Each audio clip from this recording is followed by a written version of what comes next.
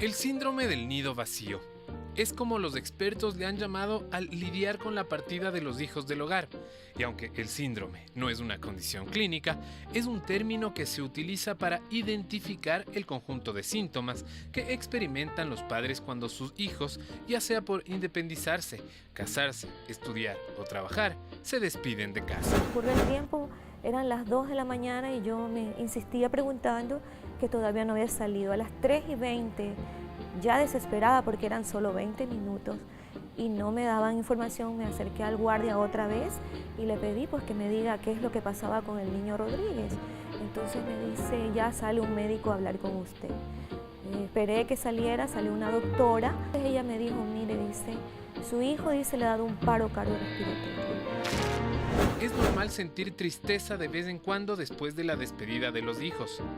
Pero si en lo único que piensa es que su vida ha perdido su sentido, hay que prestar atención, ya que podría estar experimentando este síndrome. Si necesito ayuda, consejería, buscarla, leer mucho sobre este tipo de cosas, qué hacer, cómo estar preparado, ¿no? Y jamás perder este vínculo social de comunicación con los hijos.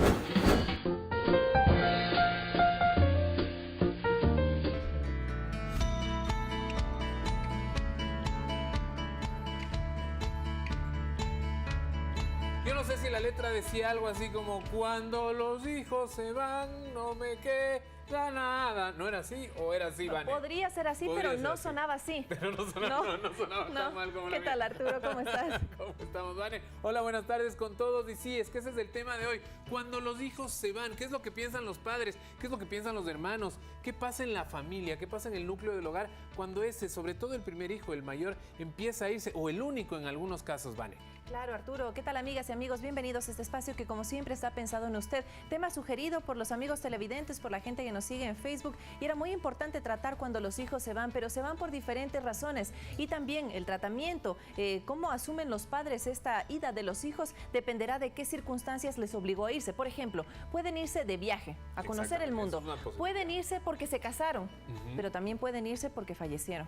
Desafortunadamente, ese quizás es uno de los casos más complejos en el que seguramente muchísimos de los padres y madres, por supuesto, necesitarán ayuda hasta profesional. Pero hablemos también de los casos más comunes, de esos en el que, claro, ya cumplieron una mayoría de edad y ellos han decidido por sí solos, bueno, pues dar el paso al costado más o menos y independizarse, Vanessa. Así es, ¿y qué harán los padres? Por ejemplo, estaba leyendo algunas publicaciones que se difunden a través del internet. Sería un buen tiempo, por ejemplo, para que los padres también se pongan a viajar o para que dediquen tiempo más a la pareja si estaba un poquito descuidada. Por supuesto, y es que hay muchísimo que pensar, porque los hijos también de uno u otro modo hacen que los padres inviertan muchísimo dinero. Entonces, ese dinero que antes era invertido o para la educación de sus hijos o para su manutención, bueno, podríamos empezar a usarlo ya para ellos mismos, para la pareja. En muchos casos, como tú dices, deciden viajar, en otros invertir y bueno, habrán algunas opciones más para poder sobrellevar también esto que en muchas ocasiones es complicado. Y su participación, desde luego, es importante. Cuéntenos su experiencia, cuéntenos su caso, que como siempre el contacto aquí al mediodía está completamente abierto. Claro que sí, nosotros hemos decidido ir también donde un profesional, una profesional en este caso, para preguntarle qué es lo que deben hacer cuando los padres o la familia se sienten muy afectada por la ausencia de un hijo, como tú decías, Vanessa, desafortunadamente en algunos casos una ausencia permanente. Con eso iniciamos. Bienvenidas, bienvenidos. El síndrome del nido vacío es como los expertos le han llamado al lidiar con la partida de los hijos del hogar. Y aunque el síndrome no es una condición clínica, es un término que se utiliza para identificar el conjunto de síntomas que experimentan los padres cuando sus hijos, ya sea por independizarse, casarse, estudiar o trabajar, se despiden de casa. Yo le diría que los hijos ahora en este tiempo son emprestados porque creían que ya se van con sus esposas, todo eso. Nosotros nos quedamos de solos. ¿Es duro que se vayan los hijos? Es un hueco lo que te deja, o sea, ahuecar el nido para ellos formar su casa. Nosotros, los seres humanos, tenemos que trabajar muy fuerte sobre el sentimiento del apego. Desde que tú tienes un niño en tus brazos, no solamente tienes esa connotación de la responsabilidad, sino un amor infinito. Dicen que la adrenalina es tan fuerte para el padre cuando abraza a su hijo, acuna a su hijo, ¿no? Que desde ese momento, sí, vienen esos sentimientos y yo vivo en función tuya. Es normal sentir tristeza de vez en cuando después de la despedida de los hijos. Pero si en lo único que piensa es que su vida ha perdido su sentido, hay que prestar atención, ya que podría estar experimentando este síndrome. Este puede pasar desapercibido por mucho tiempo y empeorar hasta convertirse en una depresión. Entonces, hay un momento en el que sí voy a tener que dejar que el pajarito vuele. No hay otra... La ley de la vida. Es ley de la vida. Entonces tengo que prepararme. Si necesito ayuda, consejería, buscarla, leer mucho sobre este tipo de cosas, qué hacer, cómo estar preparado, ¿no? Y jamás perder este vínculo social de comunicación con los hijos, ¿no? La buena noticia es que este síndrome se puede prevenir. Sí, la mejor manera para hacerlo es comenzar a planificar su futuro. No espere a que su último hijo salga de casa. Comience a hacerlo desde antes. Empiece a planear su nueva vida y disfrútela al máximo. Las mascotas ayudan. Las mascotas son un elemento gratuito, terapéutico y sumamente eficaz para solucionar cualquier pérdida, ¿no? Porque te entregan mucha energía positiva. Dicen que son prestados los hijos, que no son de uno. Son de la vida, no son míos.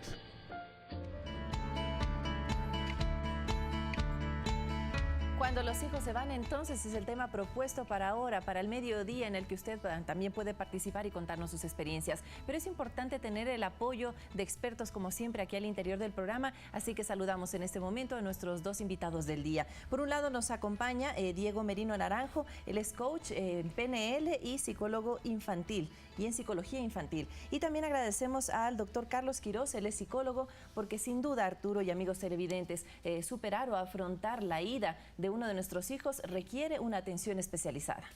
Por supuesto que sí, bienvenidos todos nuevamente, siempre decimos que ustedes son los principales invitados.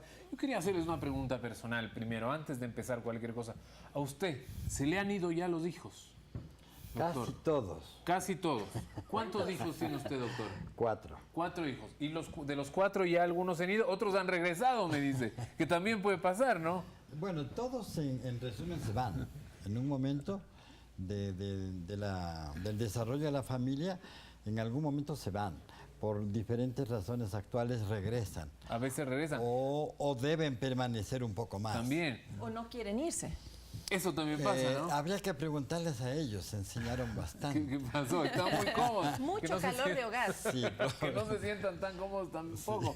¿Usted, doctor, tiene hijos? Sí, yo tengo 3 hijas. La primera ¿Tres María hijas? José, Uy, la segunda ya. María Magarena y la tercera María Paz. ¿Edades de las hijas? 27, 21 y 15. Y 15. ¿Cuántas Marías se le han ido ya? Ay, todavía no se me han ido ninguna.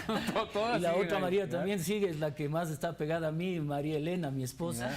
Ahí están todos. 4 Bendito entre Marías. las mujeres, entonces, Sí, doctor. así es. Caray, bueno, vamos a hablar de esto. ¿Le afectaría a usted mucho que una hija suya se vaya? Este mismo momento tengo una hija en México, ha viajado a dar una vuelta y uno, obviamente, a nivel emocional, entra al dormitorio, lo ve vacío y como que bajan un poco las revoluciones, se baja uno a nivel emocional, como Claro. que hay un poquito de depresión ahí, Claro que sí. en la medida en que hay un vacío, ¿no? Por supuesto. Y vamos a hablar más profundamente de eso. Yo quería preguntarles de eso a los doctores para que vean que esto es cotidiano, esto nos puede pasar a todos. Cuando los hijos se van, es el tema planteado por el mediodía. Nos pueden escribir a través de las redes sociales, ya lo saben, a través de Facebook o si prefieren a través de Twitter con el hashtag o numeral al mediodía. El tema de cuando los hijos se van por diferentes motivos. En los mejores motivos y en los que uno espera en que los hijos se vayan es porque han emprendido una nueva aventura, es porque han ido a estudiar, es porque han decidido, bueno, como decía hace un momento, ir a vivir solos o por qué no también casarse, Vanessa. Así es, y justo hay un término que estaba revisando y es el síndrome del nido vacío, que existe, que está documentado, que está estudiado y tiene relación este síndrome con una condición que no es clínica, pero es un término que se utiliza para identificar un conjunto de síntomas que experimentan los padres cuando los hijos se van. Doctor, si nos puede ampliar un poquito más. Uno al hacer pareja dedica el tiempo 100% a la pareja y luego al hogar, que es la presencia de los hijos, ¿no es cierto? Y con ese hogar ampliado, la familia se va configurando con uno, con dos, en algunos casos, quizá con más, aunque ahora por lo regular son entre 1 y 3 hijos el tamaño de la familia. Hay familias ampliadas en donde están otros miembros de familia que pueden ser parientes, que pueden ser los padres, y también con otras condiciones ampliadas que pueden ser las mascotas, en fin. La familia es una realidad que toma las 24, las 25 horas del día, ¿no es cierto? Porque siempre hay una más para pensar qué hago después, ¿no es cierto? En tal razón, todo el quehacer personal, económico, qué sé yo, cultural, todo lo que tiene que ver con esta micro sociedad que es la familia, se convierte en el total de las personas. Cuando comienza a desgranarse, ¿no? Y comienza a quedarse la mazorca vacía, ¿no es cierto? El espacio vacío, o cuando uno de los cónyuges abandona este grupo familiar, surgen síntomas de ausencia, síntomas de depresión. En algunos casos la costumbre, el hábito también le hace a uno reaccionar negativamente porque está acostumbrado, como decía, yo entro y encuentro que mi hija o mi hijo está en ese lugar y no está. Y de pronto hay unos sentimientos que son más fuertes que otros. Hay personas más emotivas, más sentimentales, que lloran desde la mañana hasta la tarde, que se desarreglan, que pierden el contacto con la realidad, que pierden la motivación de hacer muchas cosas porque el objeto de la relación familiar no existe, ¿no?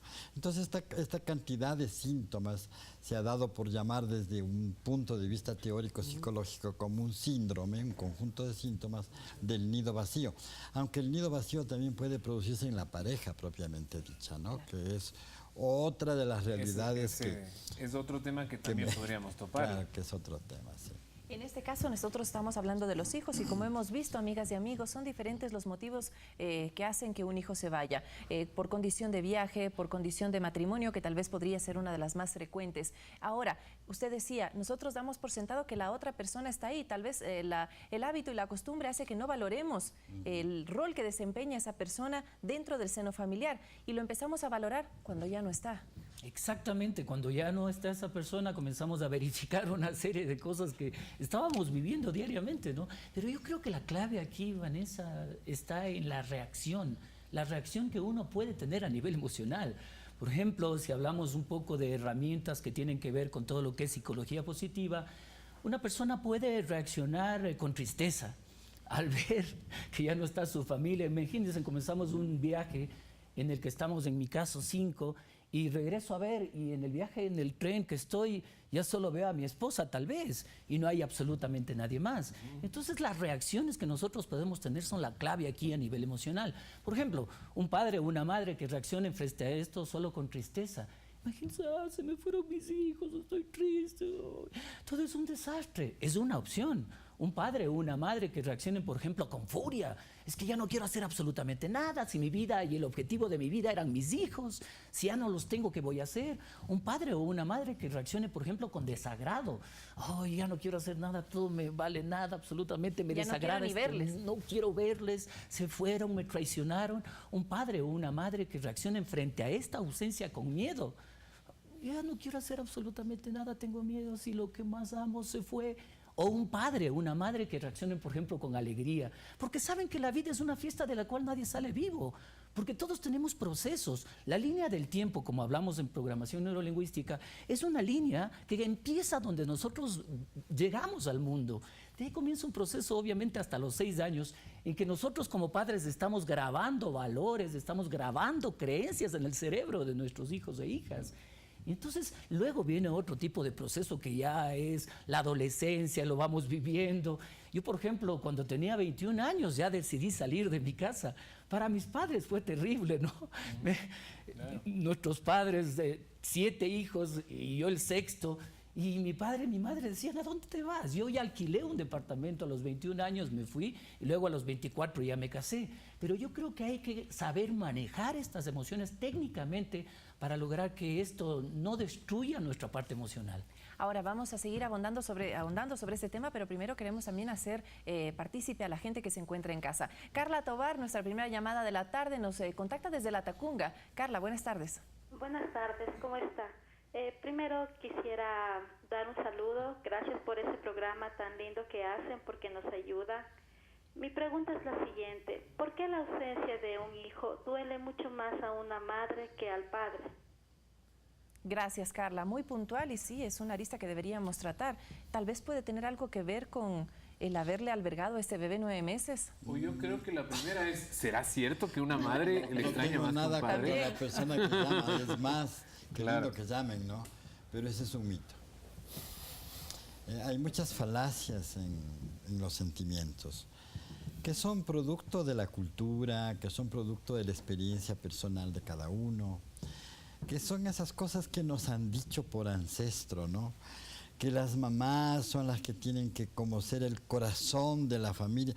Y así hemos crecido en una sociedad con una serie de reacciones atípicas a lo que normalmente, por ejemplo, decía Diego, ¿no? De cómo estas manifestaciones pueden darse. Imagínense que uno se ponga molesto porque un hijo se va. A mí me parece como antinatural. Los pajaritos los dejan que vuelen a los hijos, ¿no? Les dan el Y primer les dan el empujón primer incluso, ¿no? ¿no? Qué lindo que se puedan construir nuevas sociedades Hay una con cada premisa uno, que dice ¿no? que los hijos no son propios, son prestados. Y eso hay que entenderlo Esa desde es el una principio. filosofía muy importante, ¿no? Los hijos están para que nosotros les acompañemos a crecer, pero a crecer en su historia, ¿no? Ahora, es fácil decirlo, ¿no? Claro. Porque los apegos, que son la otra parte del sentimiento, los apegos son como la sociedad de consumo. Hay gente que va a recorrer los fines de semana o centros comerciales porque es la única caminata interesante que tiene ya. La sociedad de consumo le enseña cosas y cosas y termina comprando algo. Yo tuve una paciente de 8 años que me decía, Carlos, estoy desesperada porque ya como 3 semanas que no me llevan al centro comercial para comprar cosas, ¿no es cierto? Hay apegos que son habituales y hay otros apegos que son inclusive como estos, ¿no? Míticos, ¿no? Yo sí creo que la mujer es súper importante en el desarrollo de la humanidad, pero el hombre también lo es. Entiendo y para mí el yin y el yang existen, o sea, la relación de Complemento. sí, de complementos son básicas, pero cada ser humano marca. Hay mamás que son más posesivas, que es otra cosa. Yo no les puedo alentar desde mi punto de vista profesional. Qué pena, señora, llore nomás. Y vaya y llore en la esquina y haga cuanto quiera, pero la posesión no es amor. Entonces hay que marcar un poco la relación cuando los hijos tienen que irse o cuando los hijos no se van, ¿no es cierto? Porque hay factores que los unen a la familia, pero que no sea la posesión. Si es que eso es un poco mórbido, ¿no? ¿Me entiende?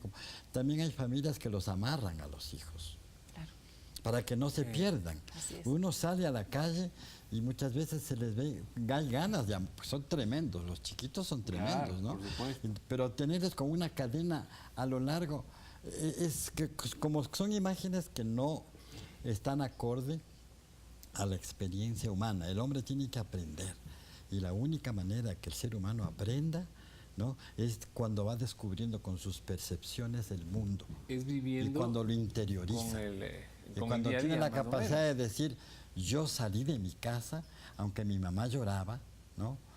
Porque tenía que enseñarme a mí mismo qué significa vivir.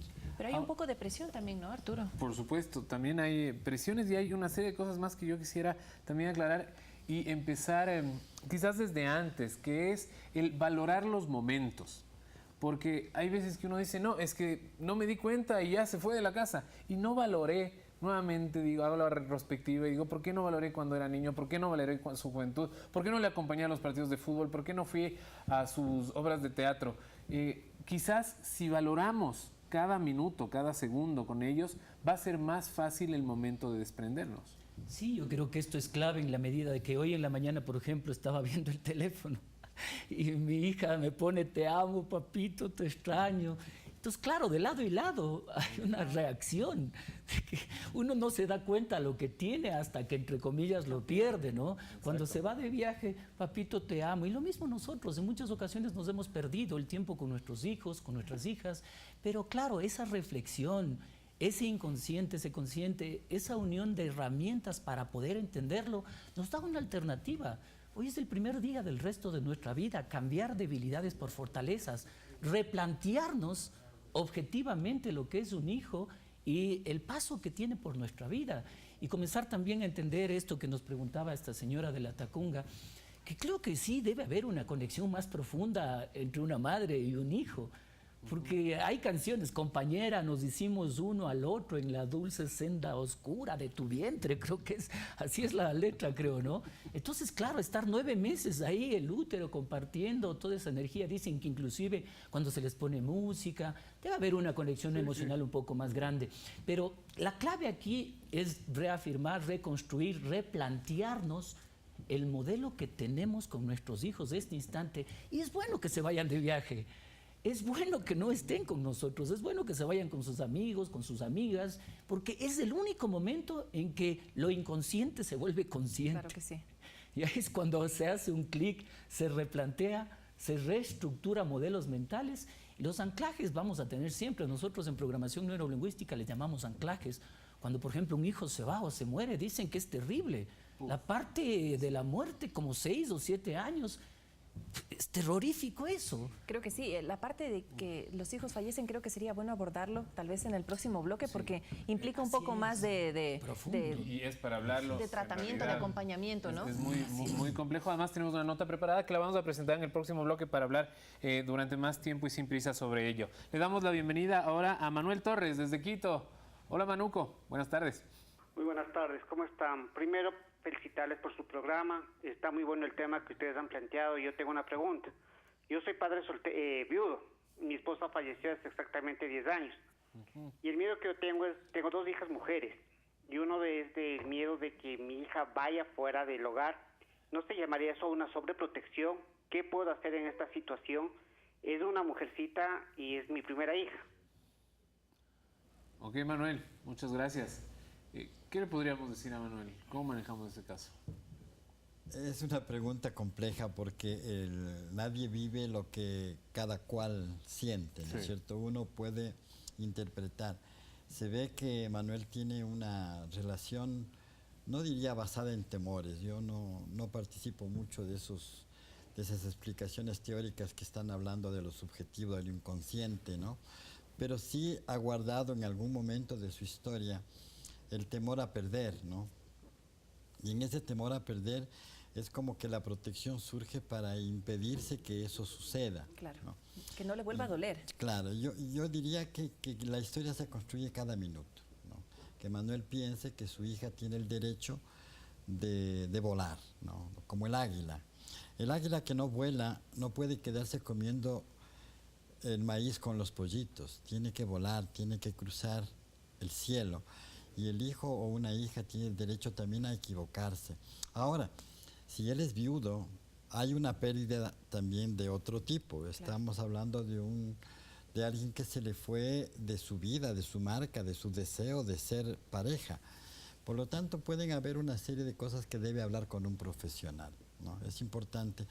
Los psicólogos no estamos únicamente para ver aquellas síndromes de locura absoluta, estamos para acompañar a la gente de una manera objetiva a que puedan resolver sus problemas de la mejor manera. Y también es bueno tener con quién compartir estas cosas, ¿no? Y creo que deben hablar con ellas. Manuel debe hablar con sus hijas, ¿no? Y decirles, ¿saben? Yo tengo este temor, les he invitado a este cafecito para que conversemos. Y a lo mejor ellas van a ser también esas madres, porque las hijas son también madres de los padres y los hijos son padres de las madres. Muchas veces a esas relaciones afectivas le van a dar una lección a lo mejor de mayor seguridad. En todo caso es un buen sentimiento, es un buen hombre, ¿no? Pero que no caiga en el dolor de una angustia que no tiene sentido.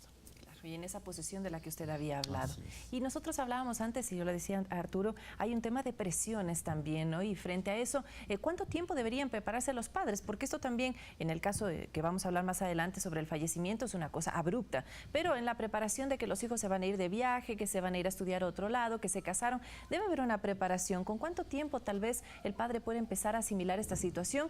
Y del otro lado, la presión que no exista, por ejemplo, las mamás que se empiezan a sentir mal, que se enferman la víspera y que hay este tipo de presión psicológica en el hijo. Sí, dicen que cuando una persona tiene como herramienta un martillo, piensa que todo lo que está a su alrededor es un clavo. Y entonces en el siglo XXI lo que tenemos son herramientas todos los días. Por si acaso yo tengo el martillo, aparece mi hijo que es tornillo, ya no necesito el martillo sino un destornillador. Y entonces el entrenamiento continuo, prepararse diariamente con tantas técnicas que hay ahora, programación neurolingüística, coaching, psicología positiva, inteligencia emocional, para tener la capacidad de ir descubriendo con ellos. Porque como decía este señor que acaba de llamar, el miedo le pertenece y uno toma la decisión de tener miedo, pero también todos los seres humanos tenemos la capacidad de cambiar el miedo por alegría, por tranquilidad, por paz. Entonces, esa capacidad que nos da la herramienta de la programación neurolingüística, el coaching, la psicología positiva, creo que es la clave. Hay que prepararse todos los días. De hecho, nosotros, ¿qué es lo que hemos estado grabando en nuestros hijos? Hemos estado grabando valores y creencias. Si el señor ya tiene una hija que tiene 18 años, yo personalmente estaría feliz de que tenga 8, 18 o los que sean, porque yo ya programé conductas, emociones, programé valores, creencias. Y entre esos valores está la responsabilidad, el amor, la perseverancia, el trabajo en equipo. Y entonces los padres tenemos que estar tranquilos. El miedo es una emoción que está ahí, presente todos los días, lo hablábamos. Pero yo tengo que tener tino, porque si no voy a ir... Imagínense, el que no tiene miedo va, está erupcionando el volcán, qué lindo, ya sale la lava. Hay que tener miedo para tener una programación estratégica y poder dar solución. En este caso, todos los seres humanos tenemos miles de herramientas que podemos trabajarlas y yo creo que esa es la clave. Los padres lean, vean videos, consulten y vayan a la mano, como decía Carlos, de una persona preparada para llevarles del estado presente al estado deseado, porque el miedo paraliza.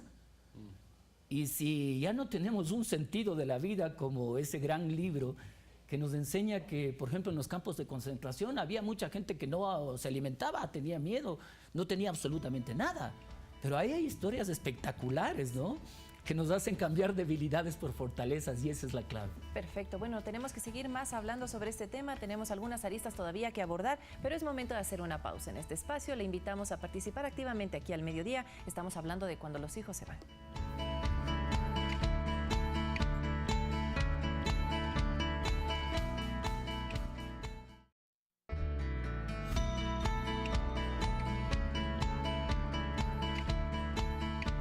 Muchísimas gracias por acompañarnos en esta tarde.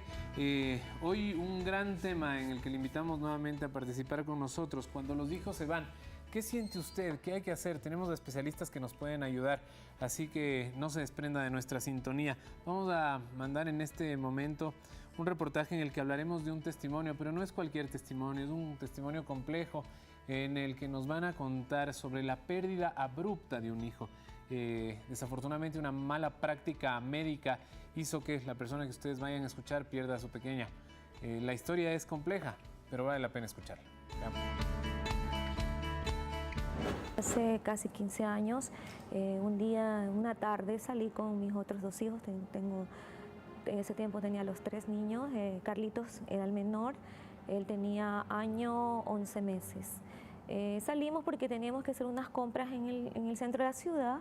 Entramos a una zapatería, a un almacén de calzado. Carlitos, por su edad, él era un poco más inquieto, comenzó a jugar. Estábamos con la chica que lo cuidaba, la niñera, la nana, y se cae, se sube a una silla plástica y cae. Entonces se hace una herida en la nariz, imagínate. Yo salí corriendo, no sabía qué hacer y bueno, me dirigí al hospital Roberto Gilbert, ingresé a mi hijo, más o menos alrededor de las 6 de la tarde. Bueno, el niño se puso a jugar y ya no le dolía nada, pero me dijeron que tenía que esperar porque no me lo podía llevar, porque era una herida en el ala derecha de la nariz que tenía que ser suturada con 2 puntos. Entonces ya lo había valorado el doctor, el cirujano, y había dado la orden de que se lo haga ahí con anestesia local en el área de emergencia y que eso no duraba más de 20 minutos. Yo salí y han ingresado a mi hijo al quirófano y le administran anestesia general.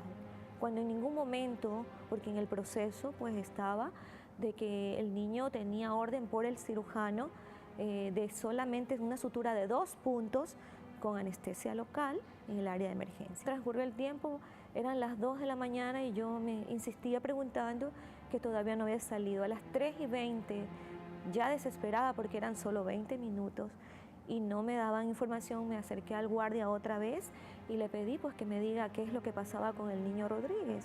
Entonces me dice, ya sale un médico a hablar con usted. Esperé que saliera, salió una doctora. Ella me dijo, mire, dice, su hijo, dice, le ha dado un paro cardiorrespiratorio. Está en cuidados intensivos. Bueno, imagínense, la noticia para mí fue terrible, porque yo no podía creer que haberlo visto a mi hijo unas horas antes, con una herida en la nariz, jugando en el área de emergencia, podía ver a mi hijo en ese estado como estaba. Carlitos falleció a los 21 días de haber ingresado al hospital. Lamentablemente, a pesar de haber un dictamen acusatorio, quedó en la impunidad. Presenté la demanda internacional, ya que no se administró justicia en el país, y estamos con una demanda internacional que ya estaba con una admisibilidad. Eso me da a mí mucha emoción, porque yo sé que si no se administró justicia acá, pues afuera se va a administrar justicia, aunque no van a ser sancionados los médicos. Yo pienso que la responsabilidad directamente es hacia los médicos, pero ellos ya quedaron sin sanción. Aquí el que va a pagar, decimos nosotros, los platos rotos es el Estado ecuatoriano. Mira, me llena de una cosita aquí en el corazón esta entrevista, porque me trae recuerdos de mi hijo cuando es como que lo viviera, es como que no ha pasado tantos años, es como que estuviera ingresando al hospital y llevándolo en mis brazos. Tengo una señora que también perdió a su hijo y hasta el día de hoy ella puede superar esta situación. Me abraza y llora y yo siento el dolor de cada persona.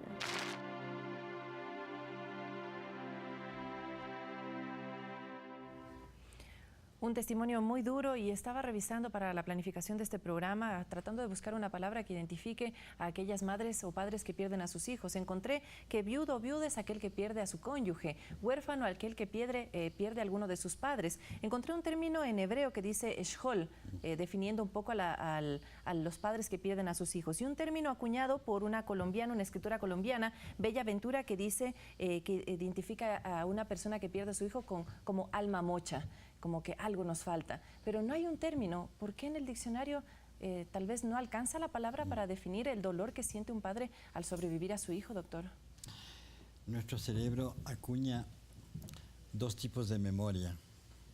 La memoria cognitiva, que tiene que ver mucho con los detalles concretos, y la memoria emocional, que tiene que ver con las experiencias.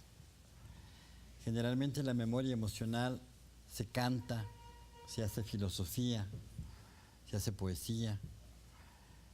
Las grandes obras han surgido en momentos en los cuales los seres humanos han tenido un recuerdo emocional de sí mismos, pero no se definen.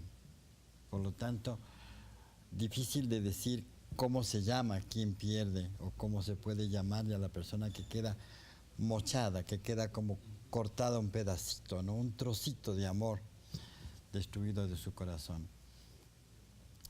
No hemos tenido nosotros esa relación con la muerte pensándola en el bebé, en el niño. La hemos recibido generalmente pensando en el adulto, ¿no es cierto? En el que merece o no merece morir, pero no le toca todavía a mi hijo recién nacido.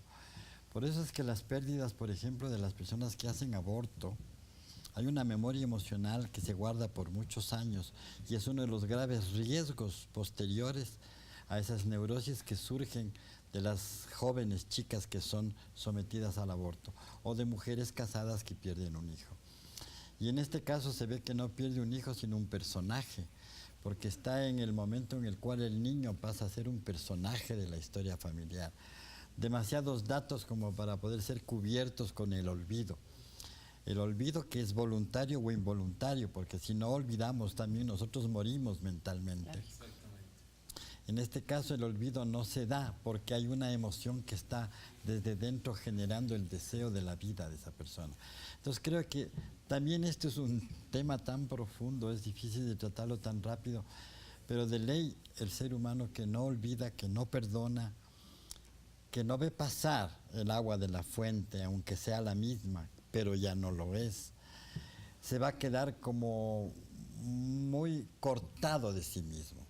Se va a impedir su propio crecimiento y su propio desarrollo. Yo diría que un acto de amor es, por ejemplo, cuando un hijo tiene que irse definitivamente, dejarlo que se vaya, ¿no? Dejarlo que se vaya en el misterio de la muerte, ¿no? O en el misterio de la vida. ¿Por qué tenías que irte a la guerra? ¿Cuántos padres yo atendí en el 86 en los Estados Unidos? Estos jóvenes que regresaban mutilados, especialmente por la guerra, o que no regresaban. Y también se han hecho películas sobre eso. ¿Y por qué tenías que irte? ¿Por qué tenías que morir? Es que eso no tiene explicación. Es que la vida no siempre No hay tiene explicaciones para todo lo que nos sucede en la vida. Eso como premisa, no toda la vida tiene explicaciones. Y lo segundo es, ¿se puede superar la muerte de un hijo? Claro que sí, yo creo que técnicamente se puede superar la muerte de un hijo. Dicen que el duelo de los hijos es mínimo 6 años, es el que más dura.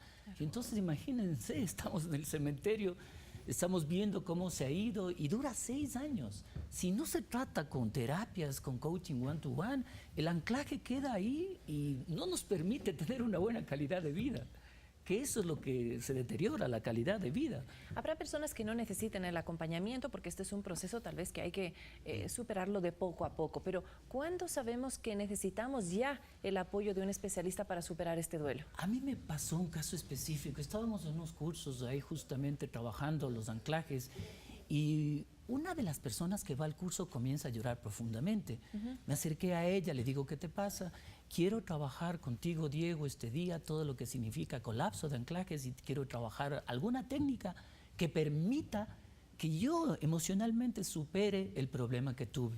Y nos comentó ese momento que había tenido un hijo, se había muerto a los 8 días de nacido y técnicamente lo que hicimos es retroceder a ese momento y ubicar una estrategia que le llamamos submodalidades. Ella vio, escuchó y sintió que su hijo le decía, mamá, yo estoy acá muy bien, te quiero, te amo, te valoro. Aún con 8 días de nacido, ¿no? Él le hablaba. Claro, hicimos una reconexión, una reorganización a nivel de su cerebro y luego me llamó y me dice, Diego, no tienes idea cómo mejoró mi calidad de vida, porque le escuché, le vi. Dio alivio. Sentí que él me decía, estoy bien, te quiero, mamá, cuida a mi hermanito. Entonces, claro, estos anclajes, si hay un proceso de colapso de anclajes, uno puede recuperar, obviamente, a nivel emocional, eso que quedó grabado, reestructurar, reorganizar y comenzar a ver desde otro punto de vista para poder mejorar nuestra emoción. Si son 6 años mínimo del duelo, ¿cómo se puede reprogramar sin una ayuda de un psicólogo, de un psiquiatra, de una persona que nos pueda direccionar? Yo creo que ahí está la clave también, dejarnos ayudar, porque no podemos vivir todos los días entre la oscuridad, la tristeza. También de buscar culpables, ¿no? Hay a veces que uno trata de superar los dolores, inmensos dolores, buscando culpables. No se gana nada buscando culpables. Es decir, bueno, para que no vuelva a ocurrir, evidentemente hay que tratar de tomar las medidas necesarias. En el caso del testimonio que veíamos, por supuesto que tienen que haber responsables, pero a nosotros no nos va a ayudar a superar el dolor buscando un culpable. Eso también hay que saberlo. Uno de los primeros culpables es Dios. Claro. No, generalmente es la rebelión, ¿no? ¿Por qué me quitas? Si vos me amas, ¿por qué me quitas lo que yo amo, no? Hay un montón de gente que perdió la fe porque tuvo un acontecimiento de este tipo, ¿no?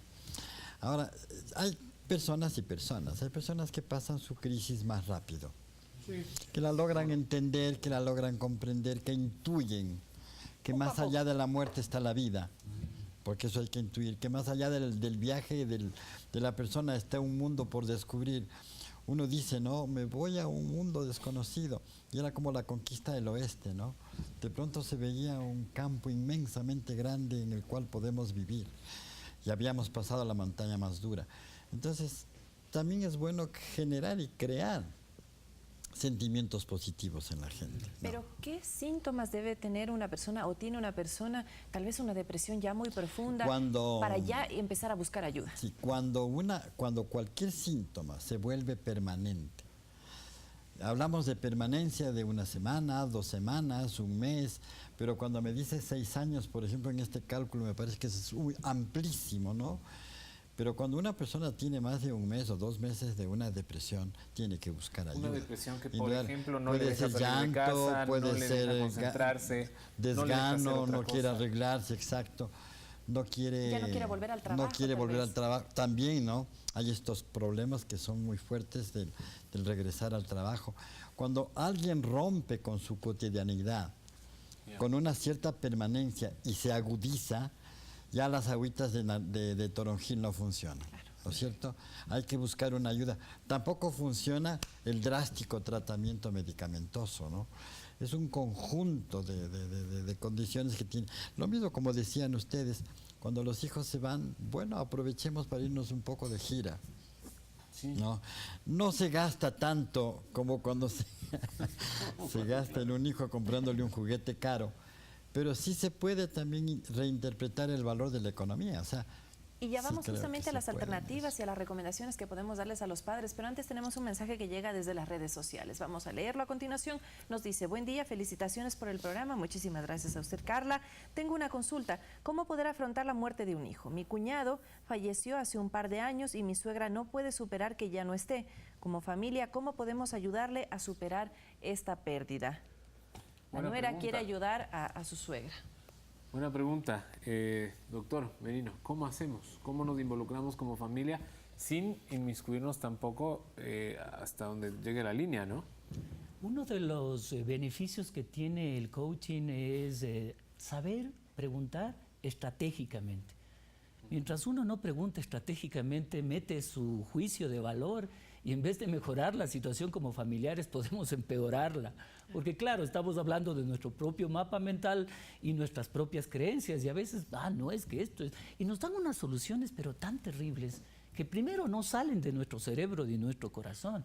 Pero yo puedo indagar qué podemos hacer técnicamente, cómo te sientes emocionalmente, cómo puedo ayudarte, qué estrategias podrías tener para mejorar tu calidad de vida. ¿Qué puedo hacer para estar a tu lado? Entonces hay preguntas estratégicas que nos da el coaching, las respuestas deben salir de uno mismo. O sea, nadie tiene que decirnos cómo tenemos que afrontarlo, sino tiene que salir de nosotros. Cada ser humano es un ser humano que tiene sus valores, creencias, estilos de elección, sistemas representacionales. Todo eso viene en nuestro disco duro y nosotros cuando asaltamos ese disco duro, lo que tenemos simplemente es una reacción de la persona que nos ve como personas que solo estamos recomendando. Entonces ahí es una buena estrategia también el preguntar estratégicamente para poder mejorar, indagar un poco la parte emocional y proyectar, por ejemplo, qué puedes hacer desde este momento en adelante, cuál es tu plan de vida, proyectar a las personas del estado presente al estado deseado, claro, para lograr los objetivos de poco a poco ir cambiando la ira, el miedo, el temor, la furia, el desagrado, por una conciencia de que todos vamos a tener que morir tarde o temprano, pero que este es el momento para replantearnos un nuevo plan de vida. Le damos la bienvenida a Carlos Pérez, que nos llama desde Ibarra. Hola Carlos, bienvenido. Buenas tardes, felicitaciones por el programa. Básicamente yo quisiera consultarles a los especialistas. Tengo un familiar cercano que lamentablemente perdió a su hijo. Y no sé si está haciendo bien o mal, y han pasado algunos años, un par de años, y su habitación la mantiene intacta, no ha movido absolutamente nada, no quiere permitir que sus familiares quiten eso. Ya se le ha dicho que por favor lo retire, que eso quizás le hace daño. No sé si nosotros estamos actuando mal al decirle aquello, pero sentimos como que eso en verdad le afecta. Entonces, ¿qué se puede hacer? ¿Será que ya tiene que acudir a un especialista para que le dé recomendaciones? ¿Necesita ya ayuda para quizás, sé que es durísimo, pero entender también que ya no está y que quizás ese espacio que aparentemente solo es físico le está atormentando también a ella en su vida cotidiana? Muchas gracias. Gracias a usted, Carlos. ¿Qué le podemos Cuando una decir? persona se va, se queda. Cuando una persona se muere está más cerca que nunca. Yo recuerdo cuando falleció mi madre, no nos veíamos porque vivíamos en ciudades diferentes. Pero desde el momento que falleció ya no necesité pensar en el espacio porque la guardaba en el corazón. Entonces la cercanía es como hablar con ella, era más fácil. Muchas veces las personas tienen la idea de que se muere alguien y se acaba la vida, como en este caso. Hace pocos, 2 meses aproximadamente, falleció mi yerno, joven, con un infarto, un hombre de 40 años, ¿no? Muy duro, tremendamente fuerte. ¿Cómo les digo a mis nietos? ¿Cómo les aviso? Y con uno de mis nietos que yo conversaba le decía, bueno, primero tú sabes que tu papá sigue en ti, en tu corazón. Sí, sí, papi, me dicen ellos, ¿no? Sí, papi, yo lo entiendo así. Pero más que eso, él no quiere, porque comenzaron a revivir, a dejar ciertas cositas de él, a tomarlas. Pero no es que tú tienes que vivir lo que él es o lo que él vivió, eso ya no está. Entonces es un diálogo profundo, pero en mi caso me ayuda la profesión y la relación que he tenido con estos chicos. Pero muchas veces las personas simplemente tienen en su mente la idea de un paquete que se destapa y que si no se mantiene como está, no existe la vida, se pierde, ¿no? Yo a este caso le diría primero que sí, tienen que buscar la ayuda profesional. Lo mejor de lo mejor es que las cosas permanezcan en el momento oportuno como deben ser, ¿no? No puede quedar un cuarto tapado como en las grandes películas en donde se descubre después los fantasmas, ¿no? Porque ya no existe desde el punto de vista físico aquel ser humano. Y desde el punto de vista espiritual, el guardar estos pequeños detalles de permanencia es como guardar fantasmagóricamente, ¿no es cierto?, una serie de peritos que después pueden convertirse en un problema mayor emocional. Igual tiene que hacer una madre cuando pierde a su hijo, ¿no? O cuando una persona queda viuda y tiene que buscar nueva pareja. O sea, hay una serie de elementos que tienen que ser como modificados en el ser humano para salir adelante. Diego, por ejemplo, si para la mamá es muy duro, para el papá es muy duro, ¿quién podría hacer esta tarea de tal vez retirar las cosas, de quitar los objetos personales del cuarto? Porque finalmente eso uno camina por ahí y es un recordatorio permanente de que mi hijo ya no está. Exacto. Los estímulos externos disparan estados internos. Si yo paso por un dormitorio donde estaba mi hijo, mi hija, esa parte física, lo que veo, escucho y siento, se convierte en un estímulo externo que dispara tristeza. Claro. Entonces les pregunto a ustedes, ¿nos conviene tener ese estímulo externo que dispara estados internos negativos? Entonces ahí viene el replanteamiento que hizo muy bien el doctor Quirós para poder reestructurar ese modelo y muy lentamente, papá, mamá, alguien ir retirando lentamente, adecuadamente estos estímulos externos que disparan estados internos en nosotros, porque de aquí en adelante tengo que tomar la decisión o de ser feliz o infeliz. Pero esto ya consenso, me pasó. ¿no? Tampoco puede pasar que alguien llegue y lo quite arbitrariamente, porque eso tampoco debe ser así, ¿no? En consenso, tema de en pareja, conversación, ¿no? Claro, intercambiando ideas, lentamente, suavemente, alegremente. Exactamente. Con esas ideas nosotros nos despedimos quizás de uno de los bloques más difíciles que hemos hecho a lo largo de nuestro programa, que tiene ya casi un año. Quizás ha sido uno de los más emotivos, en el que hemos pensado mucho y en el que sí hemos planteado dificultades en serio. Y para eso estamos también, para hablar de esas cosas. Muchísimas gracias siempre por acompañarnos. Nos vamos a nuestra última pausa. Venimos ya con Se Dice Qué.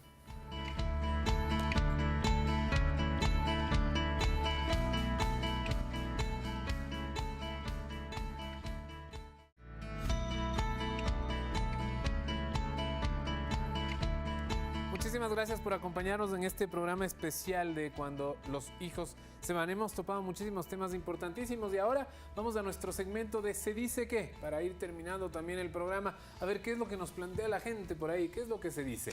La primera claqueta de Se dice que en este caso nos propone: un padre nunca supera la pérdida de un hijo. Doctor Quiroz, hablábamos un poco de eso, ¿no? Sí, queda en el fuero individual. Yo creo que si nunca supera, habría que sugerirle que lo haga. Es bueno superarlo, ¿no? Si realmente se ama, ¿no? Se ama en libertad. Exactamente. Vamos a ver qué es lo que dice nuestro segundo Se dice que de la tarde. Los hijos deben hacer sus propias vidas. ¿A qué completamente de acuerdo? Llega un momento en que cada hijo planifica, obviamente, su futuro, tiene que tener objetivos y tiene que plantearse no solo objetivos a nivel profesional, sino objetivos a nivel emocional, a nivel, obviamente, de lo que va a trascender en su vida, su misión, su visión, sus valores, y comenzar a hacer un planteamiento claro de lo que quiere en el futuro. Clarísimo está. Vamos a ver cuál es nuestro tercer Se dice que de la tarde. En este caso nos propone: ¿el síndrome del nido vacío es más común entre las mujeres? Buena pregunta. Probablemente desde el enfoque cultural, probablemente, ¿no? Mucho tienen que ver. Y no hablamos de los ecuatorianos, porque esta es una cultura que puede estar en las ciudades de Europa, en los Estados Unidos. Hay gente muy nórdica que tiene estos sentimientos muy cerrados, ¿no? O sea, pero hay un enfoque de hábito cultural, o sea, muchas veces eso. El síndrome del nido vacío se termina cuando uno lo llena con amor. Por supuesto que sí. Vamos a ver, nuestro último Se dice que de la tarde. Nos dice: ¿las mascotas ayudan a superar el síndrome del nido vacío? Un gatito ahí, por si acaso. Qué maravilla. Yo, por ejemplo, ahí en mi casa tengo 2 perros, 2 gatos. Maravilloso. Son lo Ya me estoy preparando un poco para ese momento en que mis hijas, las 3, tengan que irse. Mi mascota, un perrito, en las mañanas viene, se acuesta a mi lado, me abraza. Yo creo que no es comparable, obviamente, el amor que se puede tener entre los unos y los otros, pero sí reemplaza un poco ese cariño desinteresado, esa forma de decir, porque nos hablan los animales: no, estoy contigo, vamos adelante. No sonríen, no tienen espíritu como nosotros, porque nosotros tenemos espíritu, ellos no tienen espíritu. Ellos no están pensando: es que mi gatito se va, mi gatita se va, mi perrito se va, mis hijos se van. No, no, ellos no tienen espíritu, nosotros sí.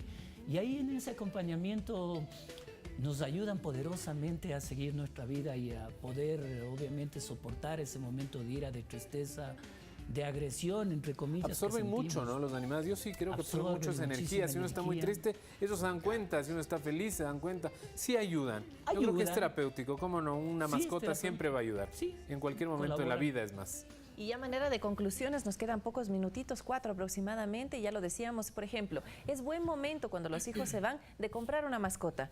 Es buen momento cuando los hijos se van de hacer qué otro tipo de cosas. Bueno, primero pensar que les va a ir bien, la primera cosa, ¿no? Cuando uno piensa, ojalá le vaya bien, le está dejando una marca, algo que no es muy bueno. Lo segundo es precisamente lo que decíamos hace un rato. Bueno, es el cuarto de mi hijo, era el cuarto de mi hijo. No, o era el cuarto de mi hija.